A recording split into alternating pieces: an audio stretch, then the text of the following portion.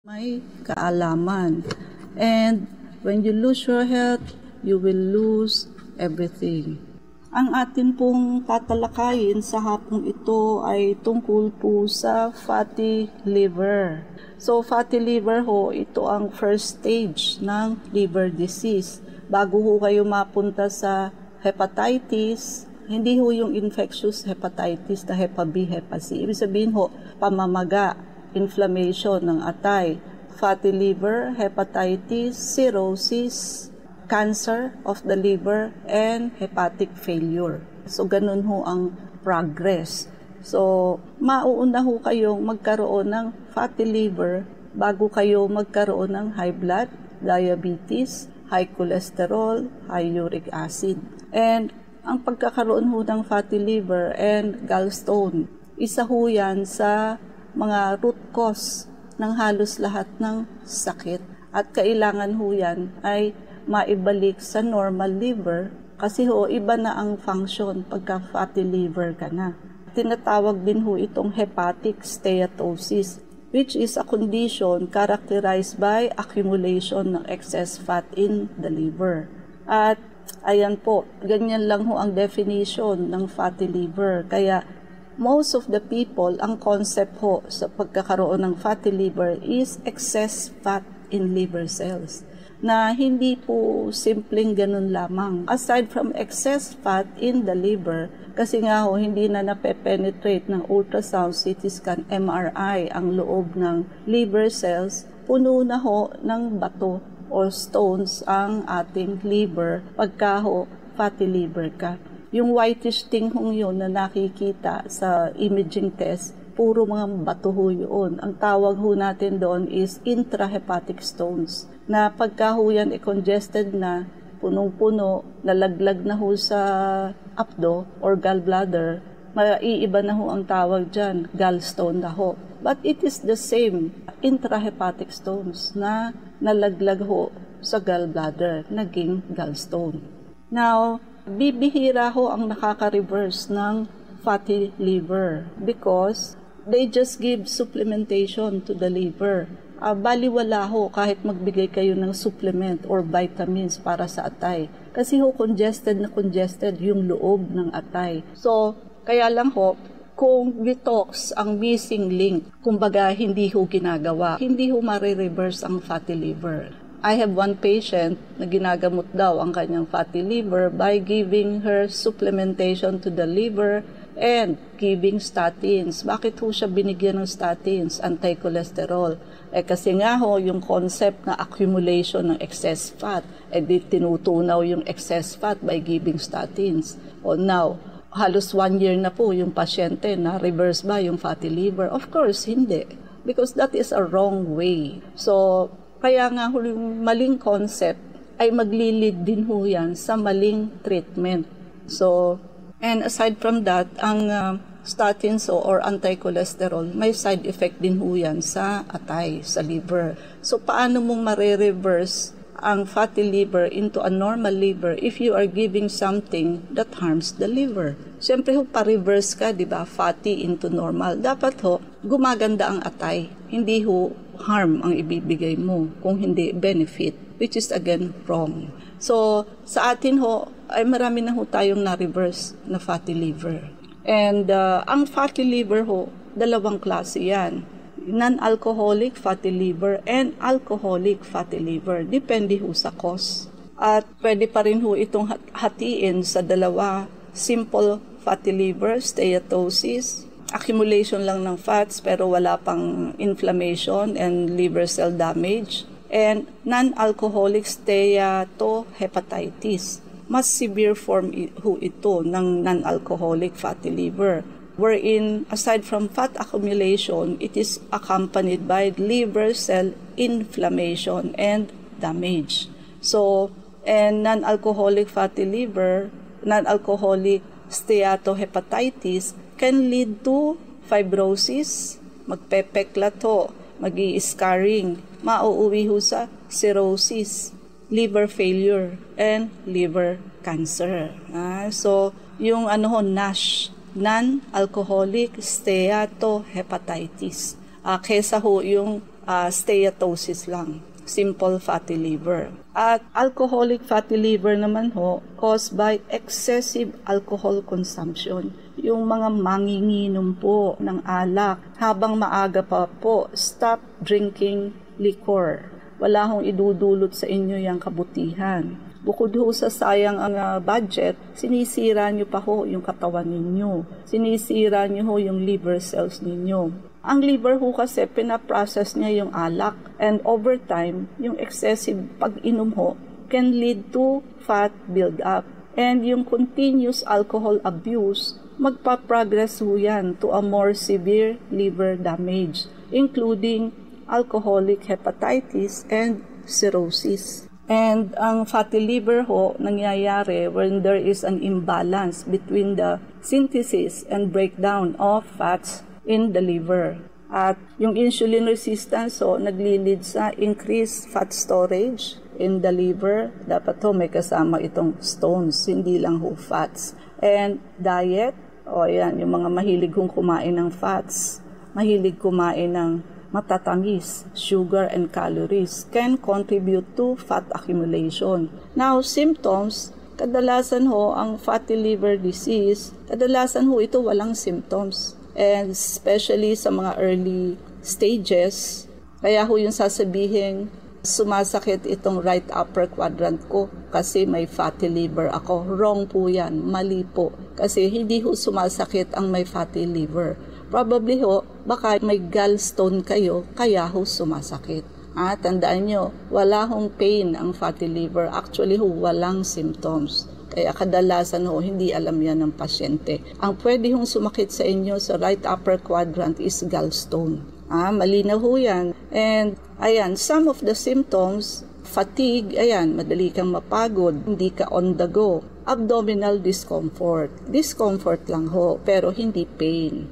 Enlarged liver, makakapanyo ho ang atay. And sa advanced cases, pero hindi ho lahat, jaundice, pwede hong naninilaw ang pasyente sa mata or sa puti ng mata and also sa skin. But not all, bihira lang po, hindi ho lahat ng may fatty liver ay naninilaw. And ang fatty liver ho usually diagnosed through blood tests. Pagka ho mataas yung SGPT, SGOT, it may indicate liver damage. So, pag fatty liver pa ho, actually hindi pa ho tumataas ang SGPT and SGOT. Pagka nasa stage ho kayo ng liver hepatitis, yung susunod na stage po. Kasi ho, may breakdown na ng liver cells. Pag nasira ho o pumutok ang liver cells, lalabas ho yung enzymes sa blood. At yun po, mame-measure ho natin yun through blood test, tataas ho ang SGPT, SGOT.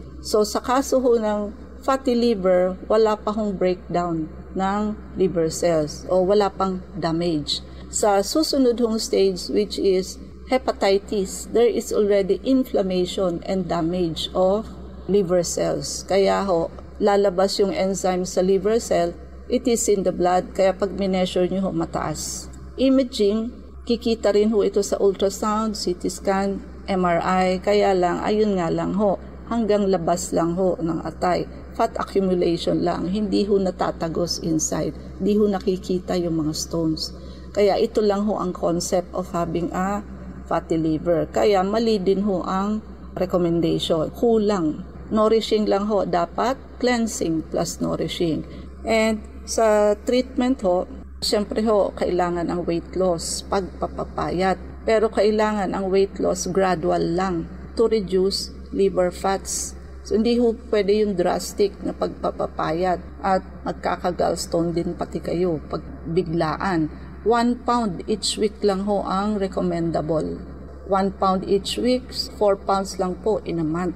And sa diet, a healthy diet that is low in saturated fats and sugar. Saturated fats, galing ho yan sa animal meat. O kaya bawasan ho ang pagkain ng animal meat and bawasan din ho ang sugar. So, hindi lang ho fats, kundi pati sugar ho ay may kinalaman ho yan sa pagkakaroon ng fatty liver. Ang akala ho ng iba dahil accumulation of fats, sa fats lang ho, fatty foods lang nakukuha, hindi ho. sugar has something to do with it.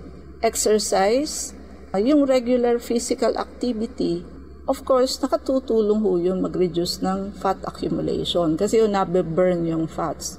And medication, siyempre ho, kailangan i-control yung mga comorbidities tulad ng diabetes, high cholesterol, and other conditions, high blood. And siyempre ho, avoid alcohol, which is essential for alcoholic fatty liver and also beneficial for those with non-alcoholic fatty liver. Ang prognosis ho, pag simple steatosis na fatty liver, good pa ho ang prognosis, especially pagka ho maganda ang lifestyle, nag-change ng lifestyle.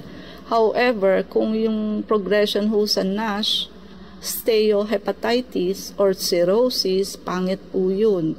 It can lead to serious health complication and requires more intensive treatment. Pero kaya pa rin ho if you will do detoxification and cleansing program. May napagaling ho kaming may cirrhosis. But it is also a process. Months din po. Wala hong magic. And ang NAFLD or non-alcoholic fatty liver, primarily associated ho ito with metabolic syndrome. Pag sinabi mong may non-alcoholic fatty liver ka, meron ka rin hong metabolic syndrome. Ano ba ang metabolic syndrome? Cluster of conditions ho yan, tulad ng obesity, insulin resistance, hypertension, and dyslipidemia. Mataas ho ang mataas ho ang bad cholesterol and total cholesterol, and mababa ang good cholesterol. At so, nagre-release ho yan ng substance that can damage yung liver cells, and nadadamage na nga ho, nagpo-promote pa ng fat accumulation. Kaya ho, nagkakaroon ng fatty liver. So, nadadamage ho ang liver cells and nagkakaroon ng fat accumulation. Now, nutritional deficiencies, pagka ho may chronic o matagal ng alcohol consumption, ayun nga ho, manginginom, araw-araw may session, it can lead to deficiencies in essential nutrients. Nag-e-exacerbate ho ng liver damage. Pag manginginom ho, wala na ho yung nasa sa isip kung di alak. Sisimulan ho ang umaga or tanghali ng alak.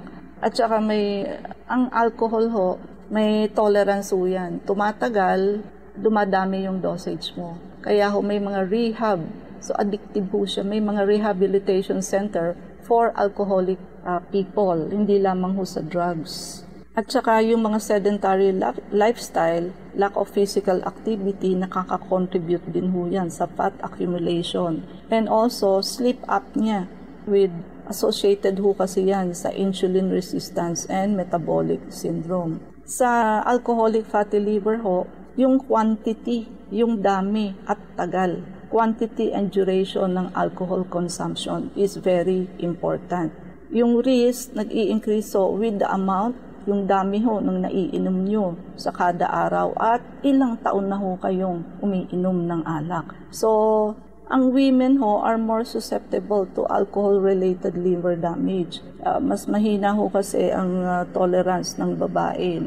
And genetics, syempre pag may family history, mas susceptible ho and predisposed. Malnutrition, basta ho alak nakakakos ng nutrient depletion yan. Ang mga komplikasyon ho sa non-alcoholic, una ho, magli-liver fibrosis muna yan. Magkakaroon ho ng mga scarring ng liver tissues, peklat ho. At syempre ho, makaka-impair yan ng liver function. Cirrhosis at liver cancer, increased risk ho ito for hepatocellular carcinoma, yung mga mahilig uminom. At prone din ho sa pancreatitis, inflammation ho ng pancreas. So, sa atin ho, sa clinic, ang atin hong vector scan can detect early. Wala pa ho kayong fatty liver, sasabihin niya na ho.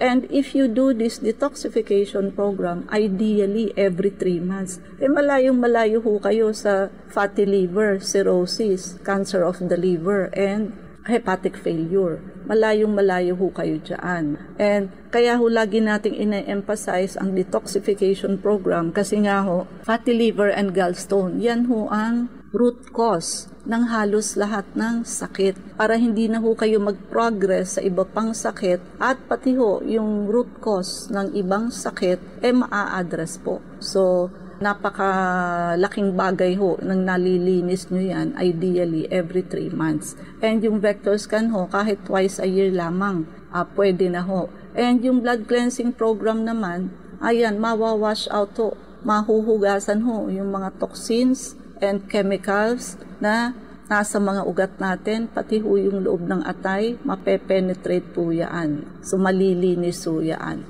Kaya samantalahin nyo ho, habang tayo ho ay buy 2+1 ng detox, blood cleansing, and vector scan. So, bibili ho kayo ng 2, 3 ho ang makukuha ninyo. Yung ating anti-aging protocol, sa mga gusto hong lumakas at bumata. Yung ating hong beauty drip sa mga gusto hong magkutis artista at ganda ng parang artista. Magpa-beauty drip ho kayo, gaganda po kayo at puputi kayo at kikinis kayo. And pagka gusto nyong discounted, mag-prepaid ho kayo ng 5. Pag nag-prepaid ho kayo ng 10, hindi lang ho discounted, kundi may +1 pa ho kayo. So if I were you, buy or prepaid 10 session. And ayan o, yung ating IV laser, isa ho sa ating blood cleansing, naka 20% discount po yan. I-prepaid nyo na ho yan, yung ating beauty drip, yung ating anti-aging at detoxification program habang open pa. And yung atin hong free check-up, so pinagbibigyan pa ho namin kayo, so open pa rin ho. And also yung free urine and sugar testing para ho malaman nyo kung may UTI and diabetes. So lahat ho yan i-avail nyo na. And yung atin hong soap, 5+1, bili kayo ng 5, may libre ho kayong isa. IV anti-aging and IV whitening soap. Yan ho ang hahanapin ninyo sa Shopee. At para ho doon sa mga hindi marunong mag-order sa Shopee, kindly send us your name, address, and telephone number. Kami ho ang mag-o-order para sa inyo. And also, yung kindly be responsible enough for the payment and receive your parcel. Dr. Only 5424. Ano po gamot sa di masyado makatulong? Okay, so still basic pa rin ho. So ang kailangan nyo ho is detoxification and blood cleansing program. Kasi ho ang hindi makatulog, related ho yan sa liver. So yung detox program ho, lilinisin ho niya ng atay. Kusa ho kayong matutulog pagka ho nalinis ang liver ninyo. And also, kasama na rin ho sa hindi pagkakatulog yung dehydration, chronic dehydration. Yung paaraw-araw kung kakulangan ninyo sa daily water requirement, naiipon ho hanggang sa sukdulan na ho, hindi na ho kaya i-compensate ng katawan nyo. So yung blood cleansing ho will hydrate your cells, the whole body. So kaya kung may mga pasyente kami, nasa second day, first day, hanggang third day ng IV drip nila, nakakatulog na ho. But actually, wala ho kaming nilagay na pampatulog. It is because na-hydrate ho ang pasyente and na-nourish. So, marami na ho kaming nagamot na ganyang pasyente. Tandaan nyo ho, sleeping pills will not give you a cure. So, ano lang ho yun? Suppression and control. Pansamantala. But later on ho, may tolerance yan. Hindi na ho kayo makakatulog sa isang sleeping pills. Magiging 2 na yan. Hanggang sa later on, mataas na ho yung dosage ninyo. So, nasa amin ho ang kalutasan. Magpa-detox and blood cleansing ho kayo para ho magkaroon kayo ng magandang sleep. So, pantayang oras, mangyari po lamang na kayo magpalista kung kayo magpapa-check up. So, Unit 1101, Clinica Medica 101, Centuria Medical Makati, Salamanca Street Corner, Kalayaan Avenue, Makati City.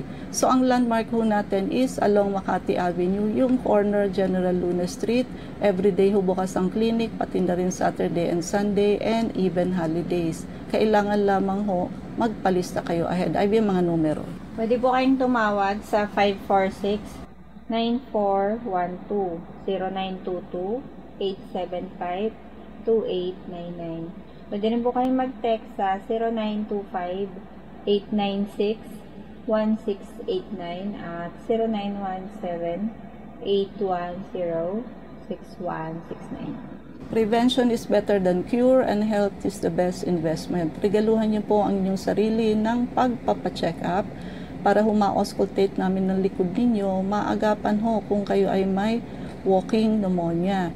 Andyan lang ho yan sa paligid and wala hong symptoms. Sabayan nyo na rin ho ng pagpapa-vector scan para ahead of time makita ho natin kung barado ang inyong mga ugat sa puso at sa brain. Prevention for stroke and heart attack. Napaka-tridor din po niyaan. And also yung may mga diabetes. So ahead of time sasabihin na ho sa atin yan. Pati ang taong may cancer, lalo na ho kung lahi po ninyo. Wala pa ho kayong cancer, pag nakita natin yung root cause, may time pa ho tayo para alisin yan at hindi na matuloy. And pag prepaid na ho kayo sa detox protocol natin, naka-buy 2+1 tayo. Kasi yan ho ang mag-a-address sa root cause ng halos lahat ng sakit. Detoxification, blood cleansing, and vector scan. So, 3 ho yung protocol na yan. You can just buy 2, libre na ho ang isa. So, makukuha ninyo yung 3. Anti-aging protocol, so naka 5+1, yung mga gusto hong bumata at lumakas. At beauty drip, so yung mga gusto hong magkutis artista at gumanda. I-avail nyo po yan. And pagka nag-prepaid ho kayo ng 5, discounted na po ang amount. And pag nag-prepaid ho kayo ng 10, bukod sa discounted na po, may +1 pa ho kayo. Until supply last din lang po ito. Pagka naubos na rin ho yung aming pang beauty drip, close na po. And also yung IV laser namin, so red light for circulation, blue light for infection, cyst and nodule, and green light for immune system oxygenation. So yan ho ay IV laser pa lamang, no? So meron pa ho tayong ibang blood cleansing tulad ng high dose vitamin C, ultraviolet, and ozone. So bali lahat ho yan ay available sa atin. Kaya lang, syempre, ang naka-promo ho is the IV laser. Naka 20% po yan. And yung atin hong, so i-prepaid nyo na ho yan lahat. So, generally speaking ho, lahat ng aming mga protocol ay pampaganda at for good health. So, kung gagawin nyo ho yan lahat, actually, wala na ho kayong hahanapin. Maganda na kayo, healthy pa kayo. And, ayan, i-prepaid nyo na ho ang IV laser, 20% discount. Beauty drip, discounted pag 5, discounted and +1 ho kayo pag 10. And yung atin hong anti-aging, 5+1. And also yung atin hong detox protocol, buy 2+1. And of course, yung atin hong free check-up. So, ayan, pinagbibigyan ho namin kayo. So, bukas pa rin po with free urine and sugar testing. So, makiagaw na ho kayo, magpalista na po. At sayang ho kung mapagsasarahan pa kayo. And yung atin hong soap, IV anti-aging, IV whitening soap. Yan ho ang hahanapin ninyong name sa Shopee. At yung mga hindi ho marunong mag-order sa Shopee, send us your name, address, and cellphone number. Kami ho ang mag-o-order para sa inyo.